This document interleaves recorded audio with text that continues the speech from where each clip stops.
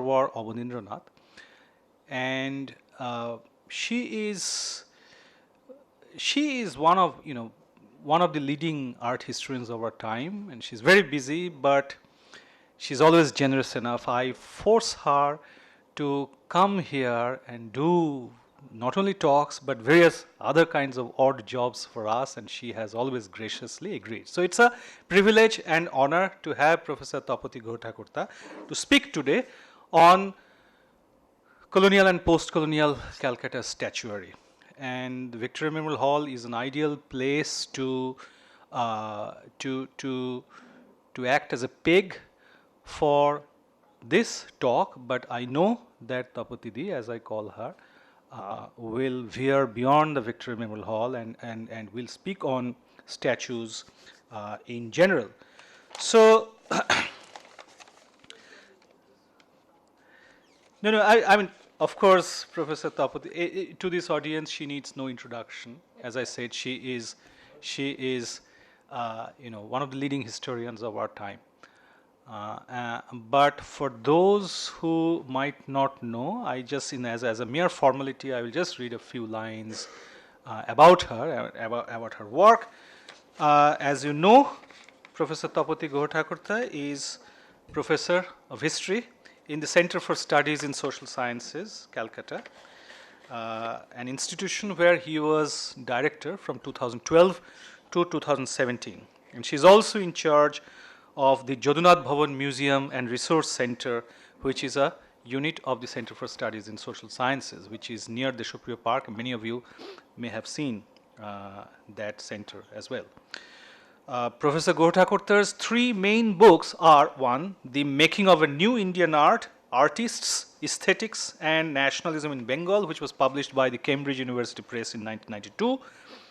Then Monuments, Objects, Histories, Institutions of Art in Colonial and Post-Colonial India, which was published by Columbia University Press, and Permanent Black, the Indian edition, in 2004. And most recently, In the Name of the Goddess, the Durga Pujas of Contemporary Kolkata, which was published by Primus Books in 2015. She is also the author of several articles on the art and cultural history of modern India and exhibition monographs, such as In Her Own Right, Remembering the Artist Karuna Shaha, which was published by Seagull in 2000, Visual Words of Modern Bengal, also published by Seagull in 2002, The Aesthetics of the Popular Print, which was published by Birla Academy in 2006, and The City in the Archive, Calcutta's Visual Histories, which was published by the Center for Studies in Social Sciences in 2011. She is also the editor of a very important anthology. She has co-edited that with Partho Chatterjee and Bodhisattva Kaur, and that anthology is titled The New Cultural Histories of India, Materiality and Practices, published by the Oxford University Press in 2014. That's all I have to say. Thank you so much for coming here. So please join me in welcoming Professor Tapati Guha-Thakurta to speak on why statues matter, the changing landscape of Calcutta's colonial and post-colonial statuary. Please join me. Thank you.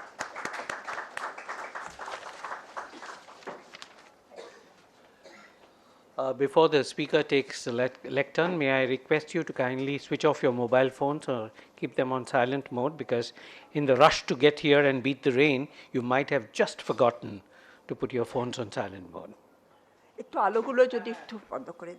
Okay. Thank you, Jayanto, for this very warm welcome. In a way, Jayanto regularly calls me to chair and moderate different talks.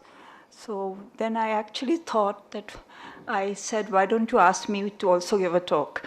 So I actually invited myself, but that's because I consider in many ways the Victoria Memorial to be like a second home, because many, many years ago, when I ventured from history into art history, and because I was working on the late 19th, early 20th century, it's really the Victoria Memorial's resources which were of huge aid to me. So I like to remember in that context Hiren Chakraborty, who was my teacher in Presidency College, that time happened to be the curator. So in some sense, the Victoria Memorial has really been a very, very important place where I began my early career and worked here. This particular paper too, of course, as I told Joanto, has a site specificity. I would have loved to have stood at Cornwallis's feet and delivered this, but the weather is not right for that. And also this is an easy auditorium to negotiate in many ways. I can't imagine trying to show slides in that kind of weather. In some ways, this talk was first delivered in the Victoria Memorial itself, but not as a Victoria Memorial event. It was part of a seminar that Shupriya Chaudhary at Jadavpur University had organized. It was part of the Department of English, and they were doing a series on commodities in circulation. And I was invited to think about the statue, despite its largeness, despite its apparent immobility, as really a commodity in circulation too. So in a way the work began, and this is in 2011. So I'm delighted that in a more finished form, the work has returned again to be presented here. So that's a privilege. Thank you, Joanto, for making that possible.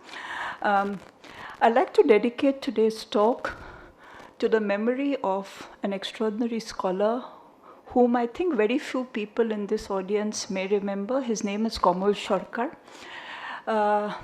He has written a kind of dictionary called Calcutta Statue. And without that book, I don't think I could have made very much progress. Komal Sarkar was a journalist, a caricaturist, but he excelled in what we call this encyclopedic knowledge work. That generation no longer exists.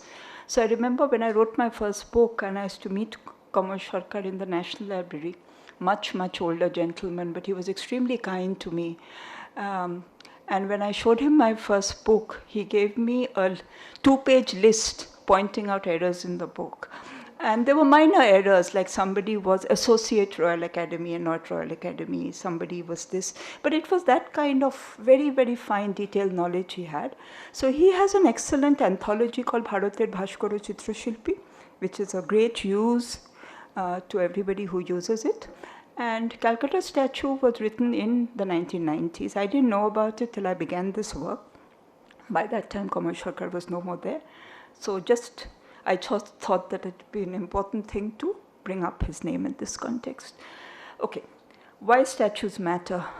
I think this is a good time to ask the question, given the horror of what we see around us in the name of statues. So I think particularly this may be an important moment to ask why statues matter, to think about ways in which perhaps we can make them matter more.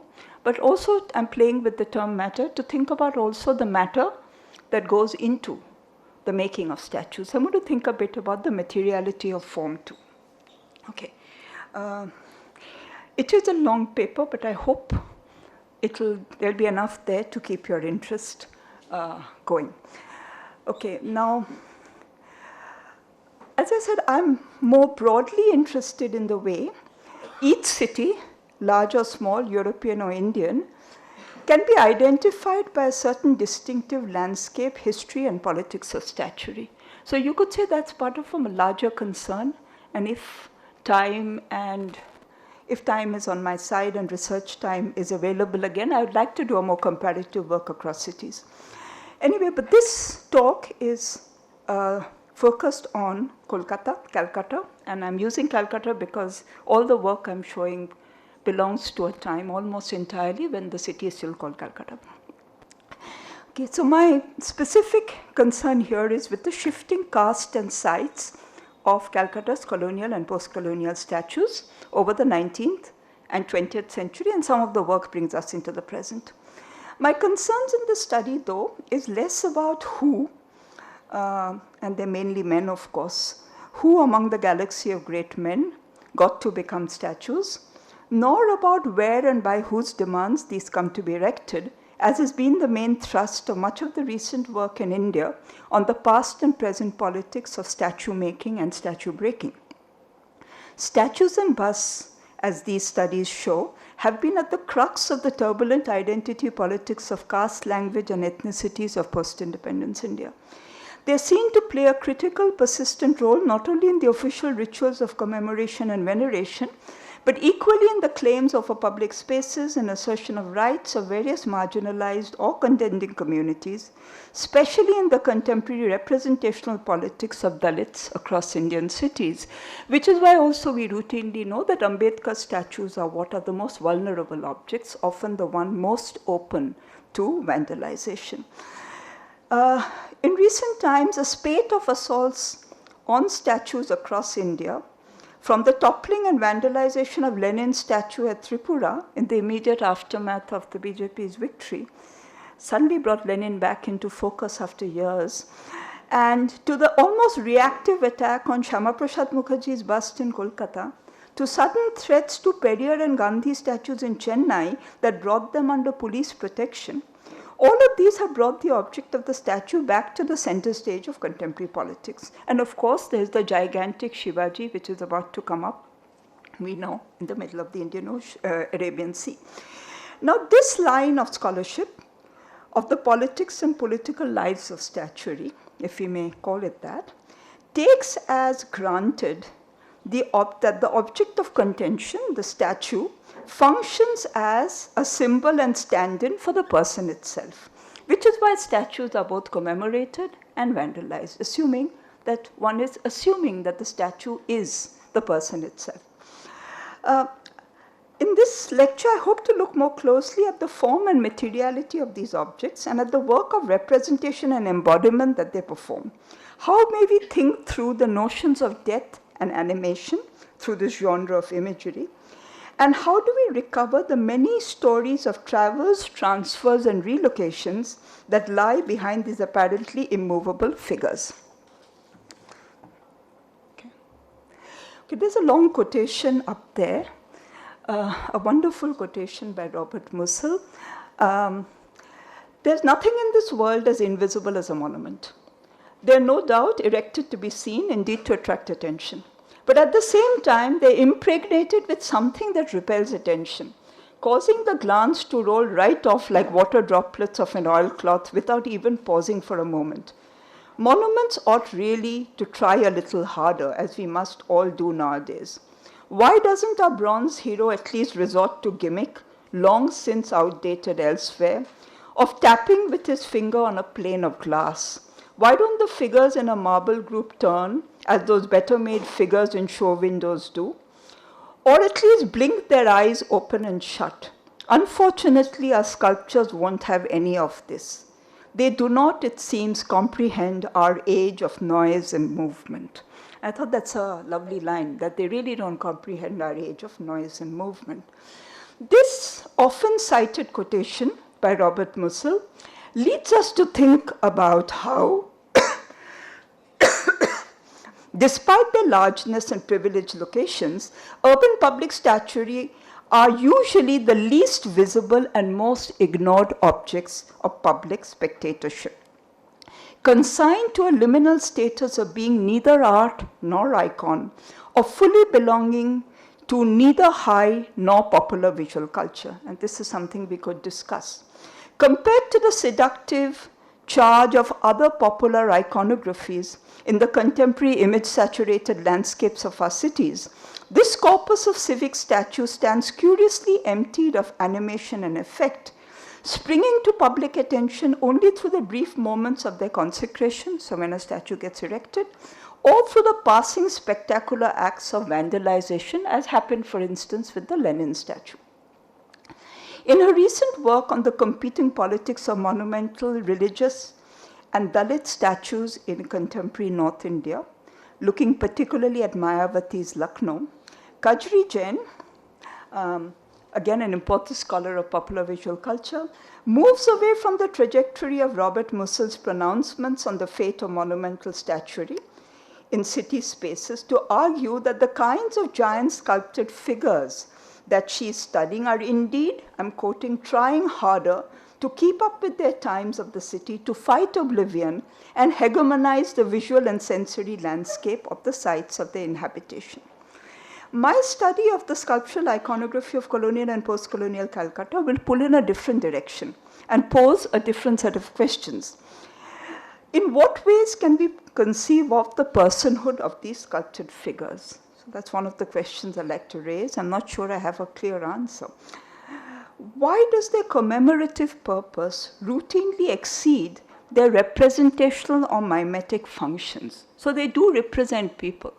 But we know, however ugly they are, it's still a Gandhi, right? So its fidelity and likeness is not the issue. So it's more their commemorative rather than their mimetic purpose, though they're set up as embodiments. And what are the difficulties that stand in the way of our sustained emotional and affective engagement with these objects? In the ways in which a work of art or a devotional icon has far more affective kind of purchase on us. Okay.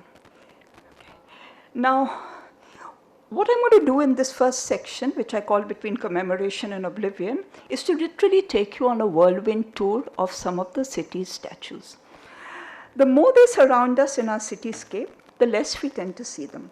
As sentinels, they appear to silently watch over us more than we ever stop to watch them.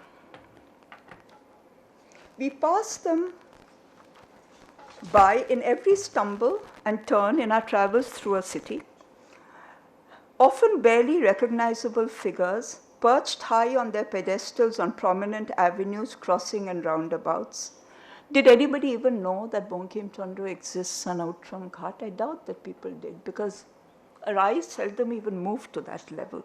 He took the place of George, the last emperors there. Sometimes they stand in railed-off parks where they're more on eye contact, which are laid out specially to house them. So this is at the entrance of the Bidhan Shishu Udyan. Or very often they take on the form of small plaster busts standing on commemorative plaques on neighborhood street corners and sides. And nobody quite knows why Jivanananda should be here at all. Nobody would know unless I went quite close there to find out, oh, that's actually Jivanananda. Okay. We know that he died for a tram accident on Rajbihari Avenue, but I still haven't quite made out why this commemoration happens. There's a routineness and familiarity in the appearance of these sculpted figures and heads in their street settings that divers them of any active visual interest and place them within a ready set of iconographic parameters of a public personality. And nothing is truer in this case than of the huge numbers of Netajis and Vivekanandas, large and small, that glut one's vision in every part of the city, each stuck in a set pose, one easily identifiable by his monastic robes and turban, and he's always looking. There's one outside Victoria Memorial too, where he's pointedly looking away both from the Victoria Memorial and the racecourse, disapprovingly. He's always looking away. And Netaji, of course, appears variously, either in a Congress cap or in military fatigue. Now, this is the old airport, which is named after him. And this was the bust. And of course, now we have a large figure outside the new airport. Alongside are to be seen a spurt of bus, roadside bus. And often they have a particular context. So for instance, most of the ones of Indira Gandhi and Rajiv Gandhi came up after the assassinations in 1984 and 91. And these figures, known figures, imperceptibly blend often with many other heads in scattered public spots that call out for us to read their plaques and find out who they may be. And this is one of them. I was very surprised to see a memorial bust of a Naxalite leader, perhaps the only one that exists in the city. And it's set up, Sharaj Datta. So again, one would not have known, so obviously a committee, and this is in Curzon Park. There's another kind of surprise that awaits one in other locations in the city, when, for instance, a bronze figure of the bespectacled, suited scientist Meghnad Shah suddenly springs to notice in a street island at the crossing of Southern Avenue in an apologetic reminder that the street is now named after him, which none of us remember really. Or when we look above the chaos of auto rickshaws and crowds of the Taliganj metro station to find a stout dhuti-clad Uttam Kumar at the crossing to remind us again of the new naming of the metro station after this matinee idol. There's frequently a sense of utter despondence and neglect in which these statues stand steeped, as with this figure of Sir Ashutosh Mukherjee at the entrance to Central Avenue, in fact close to Statesman House, which was not only among the earliest full-figure statue of an Indian notable to find its place on the city streets, but was also the first public work of the Bengali academic sculptor Devi Prasad Roy Chaudhary, which is today barely recognizable as it stands above banners with even the name erased from the plinth. And then there are the rows of nationalist leaders we speedily drive by in the stretch from Victoria Memorial past the Maidan onto the traffic of Esplanade and BBD Bagh, figures standing as mute, pitiful replacement of the imperial peers. A stiffly swaddled Rishi Aurobindo occupying the place of the statue of Lord Curzon, ironically even the same pedestal, turning his back pointedly on the Victoria Memorial.